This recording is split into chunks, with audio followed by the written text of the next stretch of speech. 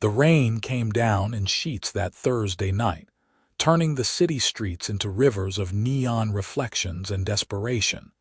And Daniella Sutton pressed herself against the brick wall of the alleyway, praying Marcus would not find her this time. Her ribs ached from where he had shoved her into the kitchen counter 3 hours earlier, and the bruise blooming along her jaw throbbed with each rapid heartbeat. She had finally done it. After 2 years of walking on eggshells, of making excuses for black eyes and broken promises, she had grabbed her purse and run while he was in the shower. No bag, no clothes beyond what she wore, just her wallet and her phone with its dying battery.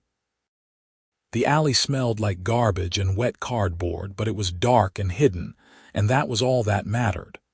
Daniella hugged herself tighter, her thin jacket doing nothing against the October cold. She needed to think. Her best friend lived across town, but Marcus knew that address. Her parents were 2 states away, and she had no money for a bus ticket.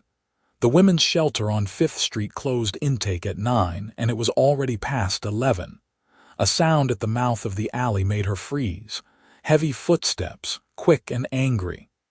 "Daniella," Marcus's voice cut through the rain. "I know you're out here somewhere. Just come home, baby. I'm sorry, okay? I didn't mean it." She had heard those words 100 times before.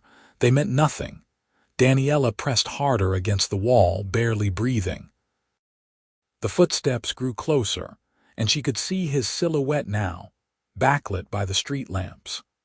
Tall, broad-shouldered, the body she had once found safety in now represented only danger. "When I find you, you're going to regret making me come out in this rain," Marcus muttered, his tone shifting from false sweetness to the familiar edge of violence. She had to move. Now. Daniella bolted from her hiding spot, running deeper into the alley toward what she hoped was another exit. Behind her, Marcus shouted and gave chase. Her sneakers splashed through puddles, her breath coming in panicked gasps. The alley twisted, and she nearly sobbed with relief when she saw it opened onto another street. She burst out onto the sidewalk and collided hard with someone solid. Strong hands gripped her shoulders, steadying her, and she looked up into the face of a stranger. "Please," she gasped. "Please help me. He's coming." The man was tall, well over 6 feet, with dark hair plastered to his forehead from the rain and sharp features that would have been intimidating if not for the immediate concern in his gray eyes. He wore an expensive-looking coat, now thoroughly soaked, and held a leather briefcase in one hand. "Who's coming?" he asked, his voice deep and calm. "My boyfriend. Ex-boyfriend. I need to hide, please." She did not have time to explain more. Marcus emerged from the alley, spotted her, and his face twisted with rage. "Get away from my girlfriend," Marcus snarled at the stranger. The man's expression shifted, his gaze moving from Daniella's terrified face to Marcus's aggressive stance. Something hardened in his features. Without a word, he stepped in front of Daniella, putting himself between her and Marcus. "She doesn't seem to want to go with you," the stranger said evenly. "This is none of your business, man. Step aside." "I'm making it my business." Marcus was not used to being challenged. He moved forward, fists clenched, but the stranger did not flinch. Instead, he pulled out his phone with deliberate calm. "I'm calling the police," he said. "You can either leave now, or you can explain to them why you were chasing a terrified woman through the streets."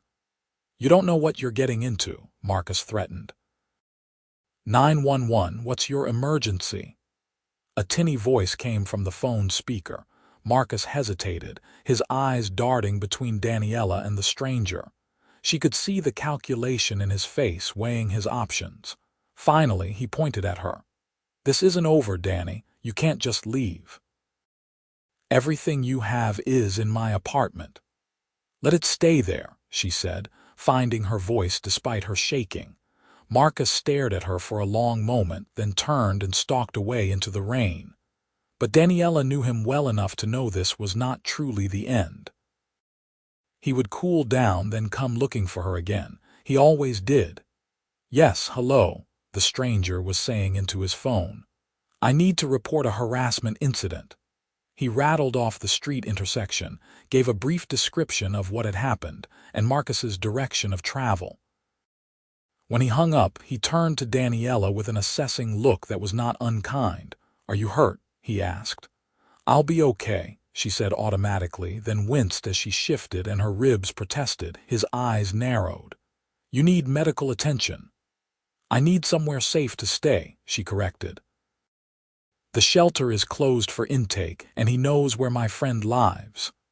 The stranger was quiet for a moment, rain running down his face, those gray eyes thoughtful. Then he made a decision. "Come with me," he said. "I have a guest room. You can stay there tonight, get cleaned up, and in the morning we'll figure out your next steps." Daniella stared at him. "I can't go home with a stranger." "You're right to be cautious," he acknowledged. "My name is Victor Irving. I own Irving Manufacturing, and you can look me up right now if you want. I have a housekeeper named Rosa who lives in the house, so you won't be alone with me.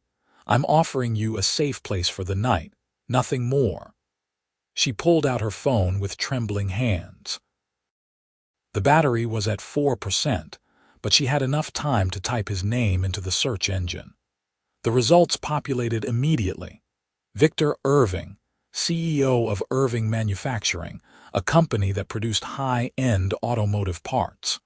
Forbes listed his net worth at $3.2 billion. There were photos of him at charity galas, ribbon-cutting ceremonies, business conferences. The man in the pictures wore tailored suits and confident smiles, but the face was unmistakably the same one looking at her now with concern. "You're a billionaire," she said stupidly. "Does that make you trust me more or less?" he asked with the faintest hint of dry humor.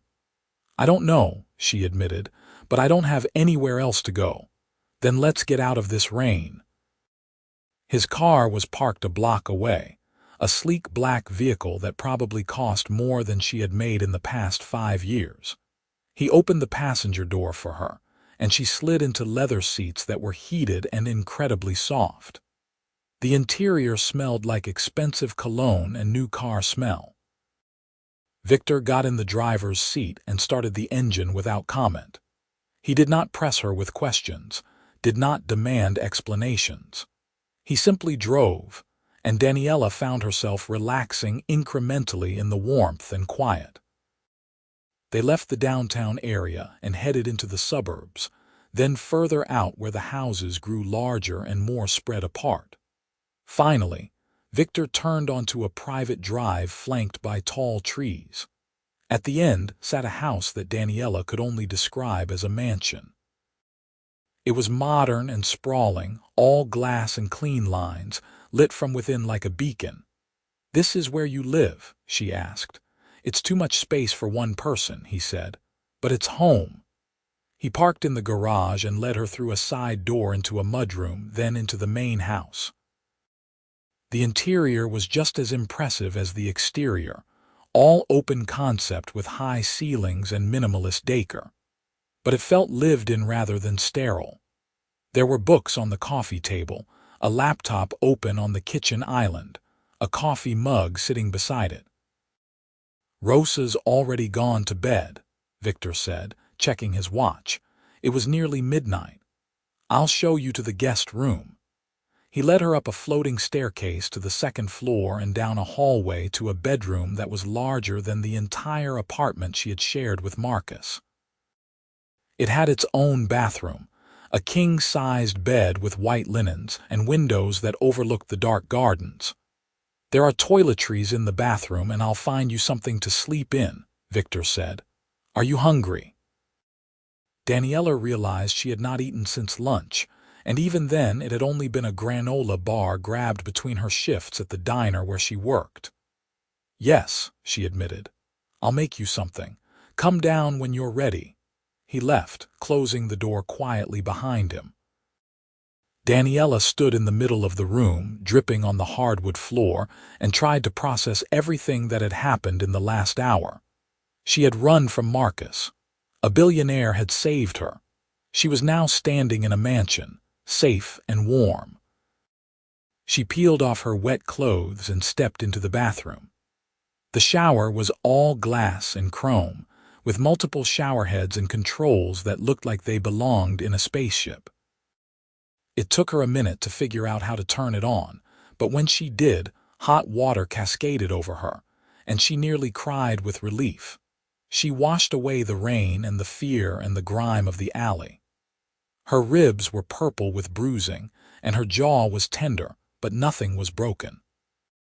She had been lucky this time. When she emerged, she found a folded T-shirt and sweatpants sitting on the bed. They were clearly Victor's, far too large for her, but they were clean and soft and smelled like laundry detergent. She put them on, rolled up the sleeves and pant legs, and headed downstairs. Victor was in the kitchen, standing at the stove. He had changed into dry clothes as well, now wearing jeans and a simple black Henley that showed off his athletic build. His hair was still damp but no longer dripping, and he looked more relaxed than he had on the street. "I hope scrambled eggs and toast are okay," he said without turning around. "I'm not much of a cook." "It sounds perfect," Daniella said. He plated the food and brought it to the island, gesturing for her to sit on one of the bar stools. She did, and ate with an appetite she had not felt in weeks.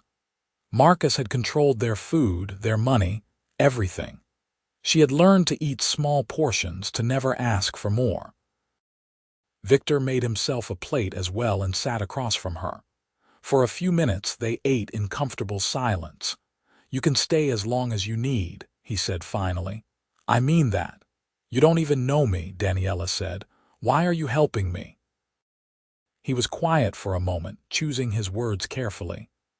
5 years ago, my sister was in a relationship with a man who hurt her.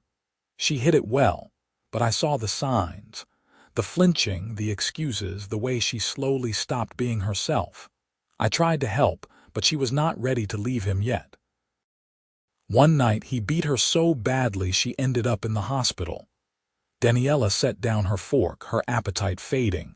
"She survived," Victor continued, his voice controlled but his eyes betraying old pain. "She got out, rebuilt her life. But I swore to myself that if I ever saw someone in that situation again, I would do whatever I could to help. So that's what I'm doing." "I'm sorry about your sister," Daniella said softly. "She's okay now. Married to a good man, 2 kids, lives in Colorado, but it was a long road." He met her eyes. "The point is, you're not alone. I know it feels that way, but you're not." Tears pricked at Daniella's eyes, and she blinked them back. She had spent so long being isolated, with Marcus driving away her friends and making her feel like she had nowhere to turn. Having someone offer unconditional help was overwhelming. "Thank you," she whispered. "Get some rest," Victor said. "Tomorrow we'll figure out the practical stuff, restraining order, retrieving your belongings if you want them, finding you somewhere permanent to stay." Daniella nodded and excused herself, heading back upstairs to the guest room. She climbed into the massive bed and pulled the covers up to her chin. The sheets smelled like lavender, and the mattress was more comfortable than anything she had ever slept on. For the first time in months, she felt safe. She woke to sunlight streaming through the windows and the smell of coffee. For a disorienting moment, she forgot where she was. Then the events of the previous night came rushing back. She sat up slowly, her ribs protesting, and checked her phone. The battery had died overnight. There was a soft knock on the door. "Come in," Daniella called. The door opened, and a woman in her 50s with kind eyes and graying hair poked her head in. "Good morning, dear. I'm Rosa. Victor told me what happened. I brought you some clothes that might fit. My daughter is about your size." She came in carrying a stack of folded garments, jeans, a sweater, undergarments still with tags on them. "You didn't have to do that," Daniella said, touched. "Of course I did. Can't have you walking around in Victor's tent-sized clothes all day." Rosa's smile was warm. "There's breakfast downstairs when you're ready, and Victor said to tell you he's working from home today." After Rosa left, Daniella got dressed. The clothes fit reasonably well, and it felt good to be in something that was actually hers, even if only temporarily. She found a charger for her phone in the nightstand and plugged it in, then headed downstairs. The house looked different in daylight. The windows showcased a stunning view of the property with its manicured lawns, garden paths, and what looked like a small pond in the distance. The interior was filled with natural light, making the space feel even more open and airy. Victor was sitting at the kitchen island with his laptop, a cup of coffee beside him. He looked up when she entered and gave her a small smile. "Morning. How did you sleep?" "Better than I have in a long time," she admitted. "Good. Rosa made French toast. Help yourself." Daniella filled a plate and poured herself coffee, then sat at the island. Rosa bustled around the kitchen, humming to herself as she tidied up. "I've been doing some research this morning," Victor said. "There's a lawyer I know who specializes in domestic violence cases. She's willing to meet with you today if you want. No charge." "I can't afford a lawyer," Daniella said. "I said no charge. Consider it a favor to me." She wanted to protest, but the practical part of her knew she needed legal help. Marcus would not give up easily, and a restraining order was essential. "Okay," she agreed. "Thank you. The appointment is at 2. In the meantime, is there anything you need from your old apartment?" Daniella thought about it. Most of what was there held bad memories, but there were a few things. My laptop, some photos of my family, my birth certificate and social security card. "We can arrange for a police escort to retrieve them. You shouldn't go back there alone." The meeting with the lawyer, a sharp-eyed woman named Patricia Chen, went better than Daniella expected. Patricia listened to her story without judgment, took notes, and assured her that getting a restraining order would be straightforward given the circumstances. She also helped Daniella start the process of retrieving her belongings and gave her information on resources for domestic violence survivors. "You're doing the right thing," Patricia said as they wrapped up. "I know it doesn't feel like it right now, but leaving takes incredible courage." When they returned to Victor's house that evening, Daniella felt emotionally drained but also lighter somehow. She was taking concrete steps toward a new life. It was terrifying and hopeful all at once. Over the next few days, a routine developed. Victor worked from his home office most of the time, checking in on her regularly but giving her space. Rosa was a constant comforting presence, always ready with food or conversation. Daniella spent her time resting, healing, and working through the legal processes with Patricia's help. The restraining order was granted. Her belongings were retrieved with minimal fuss, Marcus not even being home when the police escorted her to collect them. She had so little in the end. A box of personal items, her laptop, a few changes of clothes. 2 years condensed into a single cardboard box. Victor offered to let her stay while she got back on her feet, and after some internal debate, Daniella accepted. She told herself it was temporary, just until she saved enough from her diner job to afford her own place. But there was another reason she wanted to stay, one she was not quite ready to examine too closely. She enjoyed Victor's company. He was different from any man she had known before. Quiet but not cold. Successful but not arrogant. He treated her with a respect that felt foreign after years with Marcus. They fell into easy conversations over meals, discovering shared interests in old movies and terrible puns. He made her laugh, something she had not done genuinely in months. 2 weeks after that rainy night, Daniella came downstairs to find Victor in the living room, surrounded by papers and looking frustrated. "Everything okay?" she asked. He looked up, running a hand through his hair. Just work stuff. We're launching a new product line, and there are a million details to sort out. I'm hosting a charity gala next month to celebrate, and I'm starting to think that was a terrible idea. What's the charity? She asked, sitting down on the couch. Youth education programs. We raise money to provide resources for underprivileged schools. It's important to me, but the planning is a nightmare. What needs to be done? He gestured at the papers. Coordinating with the venue, finalizing the guest list, arranging entertainment, managing RSVPs. I have an assistant, but she's out on maternity leave, and the temp they sent is overwhelmed. Daniella thought for a moment. Before Marcus, she had worked as an administrative assistant at an events company. She knew how to organize, coordinate, manage details. I could help, she offered. Victor looked at her skeptically. You don't have to do that. I want to. You've done so much for me. Let me do this. Daniella, I didn't help you because I expected anything in return. I know that, but I want to contribute, please. He studied her for a moment, then nodded. Okay. But I'm paying you. Standard rate for event coordination work. Victor, non-negotiable, he said firmly. If you're going to work, you're going to be paid fairly. So Daniella became his temporary event coordinator. She threw herself into the work, grateful to have a purpose beyond healing and hiding. She was good at it, too. Within days, she had organized the chaos into manageable lists and timelines. She coordinated with vendors, followed up on RSVPs, and handled the 1,000 small details that threatened to overwhelm the temp assistant. Working closely with Victor, she learned more about him.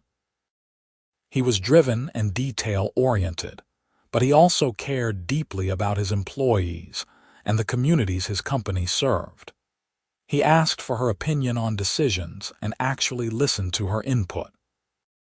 He remembered that she liked her coffee with 2 sugars and always made sure there were fresh flowers in her room because she had mentioned once that they made her happy, small things.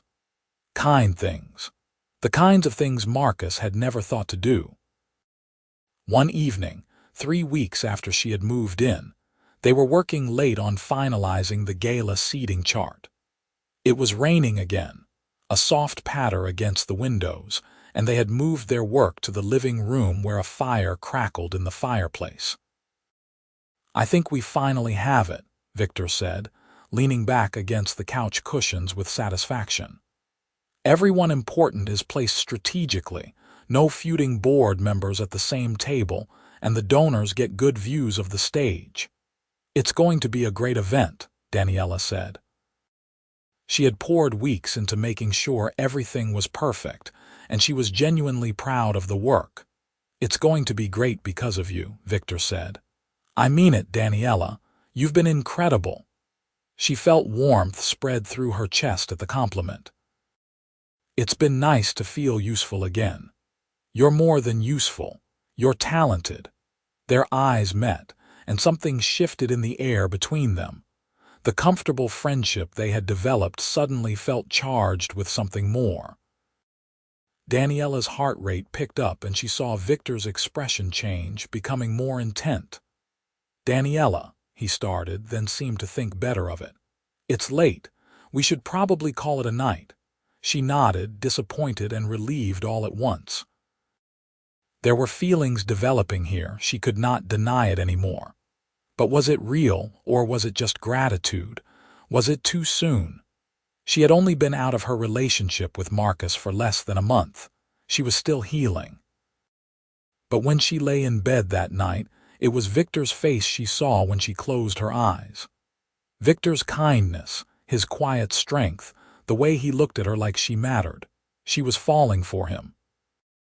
Maybe she had been since that first night when he had stepped between her and Marcus without hesitation. The realization was both thrilling and terrifying.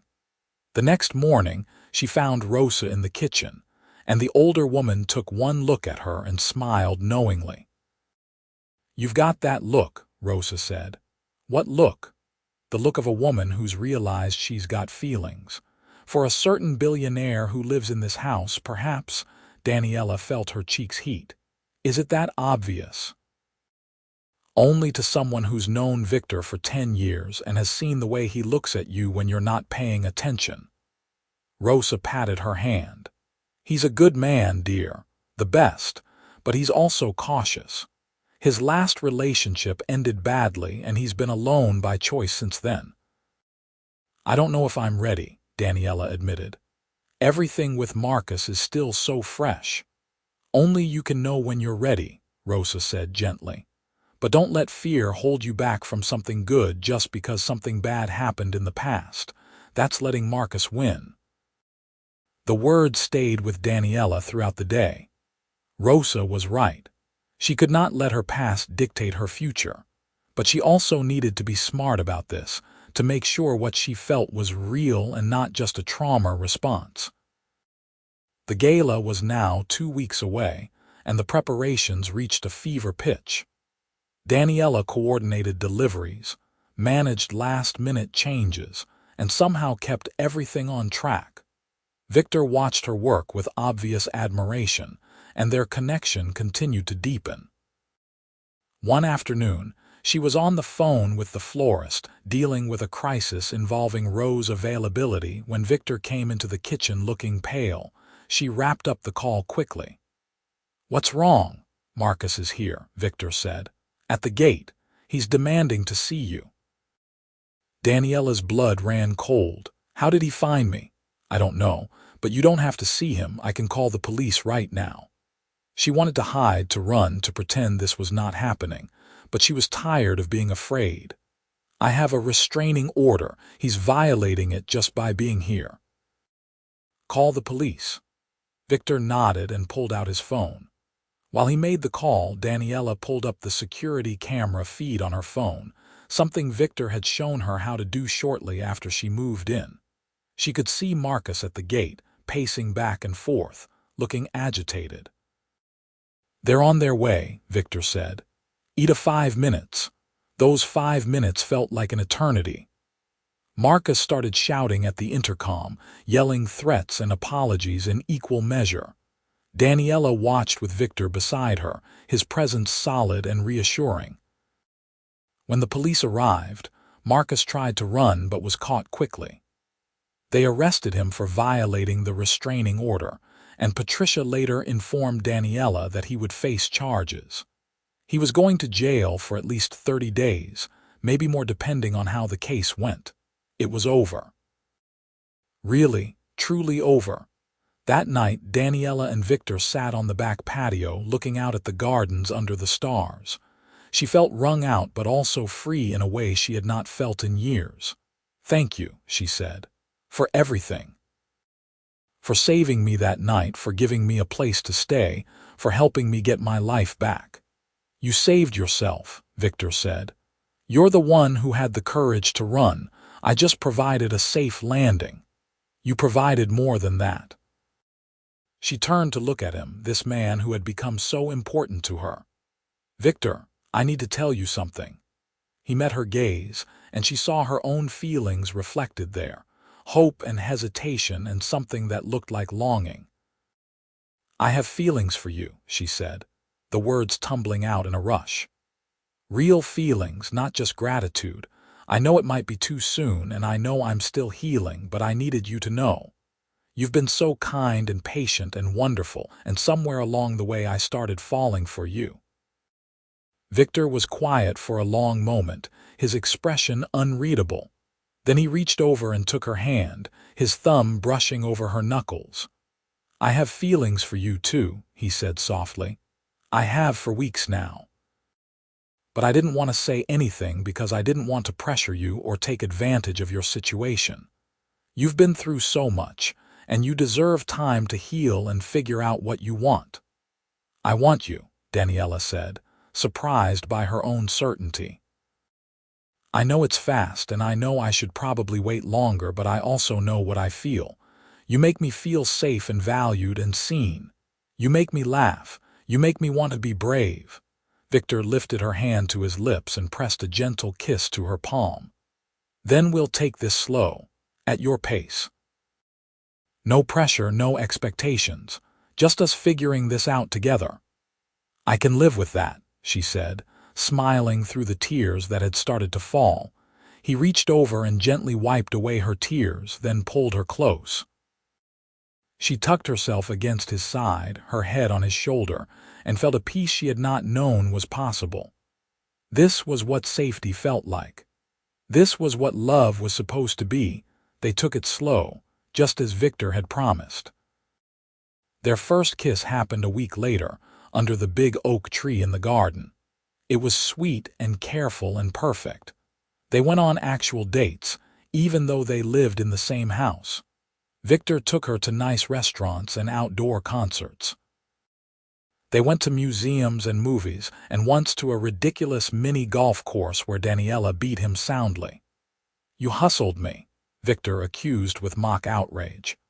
"I told you I used to work at a mini golf place in high school," she said, laughing. "You just didn't listen. I was distracted by how beautiful you looked concentrating on your putts." She kissed him then, in the middle of the fake windmill, and felt utterly happy. The gala arrived, and it was a massive success. The venue was transformed into an elegant wonderland. The food was exquisite. The entertainment was top-notch, and they exceeded their fundraising goal by 40%. Victor gave a speech thanking everyone for their support, and then he did something unexpected. "I also want to thank someone who made this entire evening possible," he said from the stage. Daniella Sutton stepped in to coordinate this event, and her talent and dedication are the reason everything you see here tonight came together so beautifully. "Daniella, would you stand up?" She did, feeling her face flush as applause filled the room. Victor's eyes found hers across the crowd, and the pride and affection in his gaze made her heart swell. After the gala, after the last guest had left and the cleanup was underway, Victor pulled her aside. "Come with me. I want to show you something." He led her out to the garden, where he had set up a blanket and pillows under the stars. There was champagne chilling in a bucket and a portable speaker playing soft music. "What's all this?" she asked, delighted. "A private celebration. You worked so hard on tonight, and I wanted to do something special just for you." They lay on the blanket, looking up at the stars, and talked about everything and nothing. At some point, Victor rolled onto his side, propping himself up on his elbow to look down at her. "I love you," he said simply. "I know we agreed to take it slow, but I need you to know I love you, Daniella." Her breath caught. "I love you too," she whispered. He kissed her then, deeper than before, and she felt the last of her walls crumble. This was real. This was forever. She knew it with a certainty that should have terrified her, but instead felt like coming home. The months that followed were the happiest of Daniella's life. She officially became Victor's events coordinator, managing not just the charity gala, but also other company events and occasions. She was good at her job, building a reputation and earning respect from Victor's colleagues and partners. Her relationship with Victor deepened and strengthened. They moved through the rhythms of daily life together, learning each other's quirks and habits.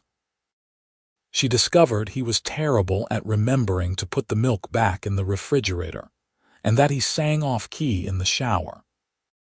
He learned that she needed at least 2 cups of coffee before she was functional in the morning, and that she stress-baked, resulting in the house being filled with cookies and muffins whenever she had a big project. They fought occasionally, normal disagreements about mundane things, but they always talked through it. Victor never raised his voice in anger, never made her feel small or afraid. The contrast to her relationship with Marcus was stark and healing. 6 months after that rainy night when Victor had saved her, he took her to dinner at an upscale restaurant overlooking the water. They had been here before, but tonight felt different. Victor seemed nervous, fidgeting with his napkin and making unusual small talk. "Are you okay?" Daniella finally asked. "I'm perfect," he said. "Better than perfect, but I have something to ask you, and I'm terrified you're going to say it's too soon." Her heart started pounding. Victor, he reached into his jacket and pulled out a small velvet box. "I know we haven't been together that long. I know you might want more time, but I also know that I want to spend the rest of my life with you. Every day with you is better than the last, and I don't want to waste any more time wondering. Daniella Sutton, will you marry me?" He opened the box to reveal a stunning ring, a diamond surrounded by smaller stones in a vintage setting. It was perfect, elegant without being ostentatious, exactly her style. "Yes," she said, tears streaming down her face. "Yes, absolutely yes." Victor slipped the ring on her finger, his hands shaking slightly, and then he was kissing her, and she was crying and laughing all at once. The other diners applauded, but Daniella barely noticed. She was too wrapped up in the man she loved, the man who had saved her in every way a person could be saved. They married 4 months later in the garden at Victor's house, with Rosa and Patricia and Victor's sister and a small group of close friends and family. Daniella wore a simple white dress and carried wildflowers. Victor cried when he saw her walking down the makeshift aisle. The ceremony was short and heartfelt, and when they were pronounced husband and wife, Daniella felt like her life was finally, truly beginning. The reception was held under a tent on the lawn, with good food and better company. Victor's sister pulled Daniella aside at one point, hugging her tight. "Thank you for making my brother so happy," she said. "I haven't seen him like this since before everything happened with me. You've given him back his smile." "He saved me," Daniella said. "You saved each other," Victor's sister corrected with a knowing smile. As the evening wound down and the guests departed, Victor swept Daniella into his arms and carried her across the threshold of the house, both of them laughing. "Welcome home, Mrs. Irving," he said. "I've been home for a while now," she replied, kissing him. "You've been my home since the day we met." The years that followed were full and rich. Daniella's event coordination business grew, and eventually, she started her own company with Victor's support and encouragement. She specialized in fundraising events for nonprofits, using her skills to help organizations like the ones that had helped her. Victor's company continued to thrive, and he used his wealth and influence to support causes he cared about. Together, they became known as philanthropists, but they never forgot where they came from. They funded women's shelters, education programs, and initiatives to support domestic violence survivors. 3 years into their marriage, Daniella discovered she was pregnant. The news filled her with joy and terror in equal measure. She had not been sure she wanted children, still carrying some fear that she might repeat the patterns she had seen or experienced. But Victor held her close and reminded her that she was strong and kind and nothing like Marcus. Their daughter, Emily, was born on a sunny spring morning.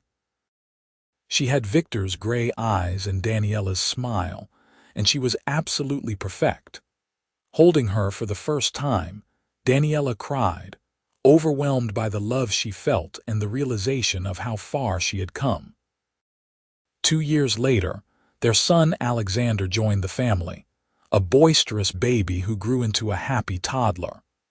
Their house filled with toys and laughter and the wonderful chaos of family life. Rosa, who had become like a mother to Daniella, doted on the children, and Victor proved to be a devoted and hands-on father. He coached Emily's soccer team and spent hours building block towers with Alexander. He was patient and loving, the kind of father Daniella had dreamed of for her children. On their 5th wedding anniversary, Victor surprised her with a trip back to the city where they had met. They walked the streets, hand in hand, and found the alley where she had hidden that rainy night. It feels like a lifetime ago, Daniella said, staring at the spot where her old life had ended and her new one had begun. It was a lifetime ago, Victor said. You're not that scared woman anymore. You're strong and successful and an amazing mother and wife. You've built a life you should be proud of. We built it together, she corrected. He pulled her close, kissing her temple. Together, always together. They visited the spot on the street where they had first collided, where Victor had stepped between her and danger without hesitation. There was a cafe there now, warm and inviting, and they went inside for coffee. "Do you ever wonder what would have happened if you hadn't been there that night?" Daniella asked. "Every day," Victor admitted. "And every day I'm grateful that I was."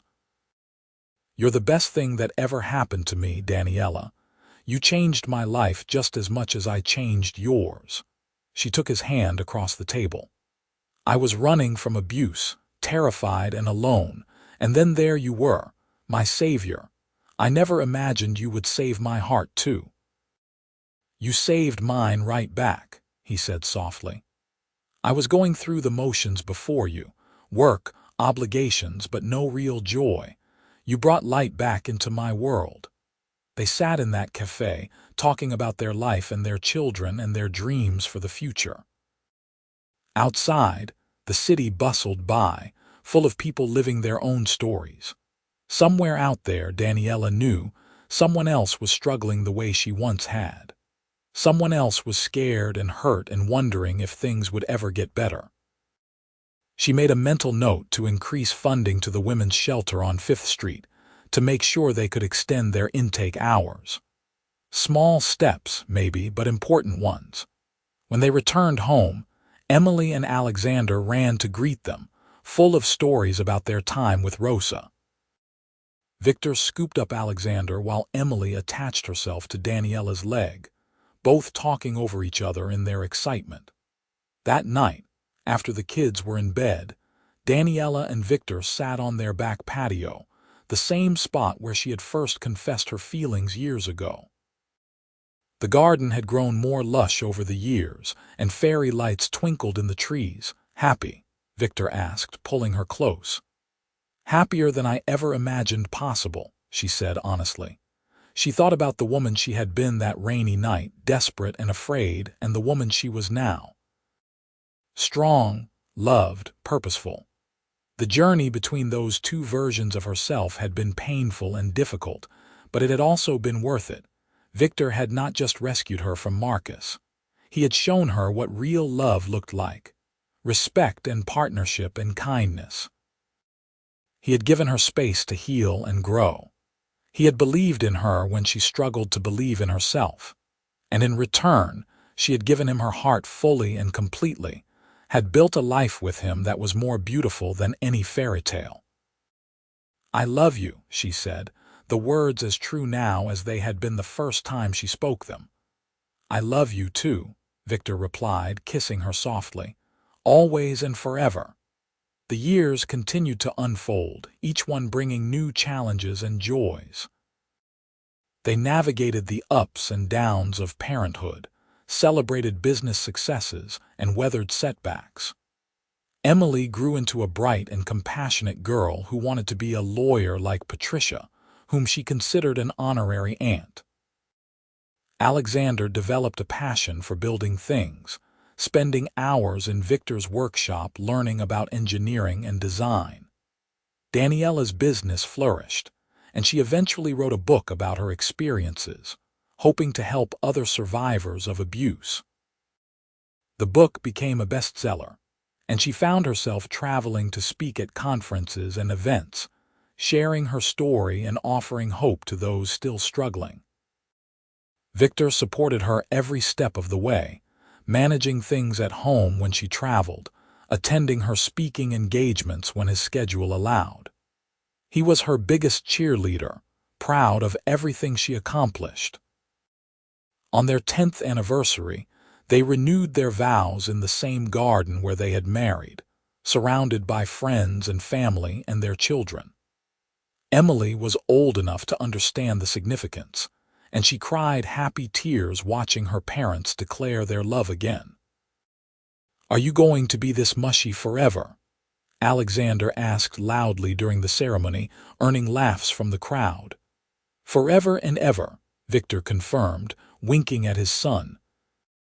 That night, lying in bed after the celebrations had ended, Daniella traced the familiar planes of Victor's face, memorizing him even though she knew every detail by heart. "What are you thinking?" he asked. "I'm thinking about that scared woman in the alley 10 years ago. If someone had told her that this would be her life, she never would have believed it.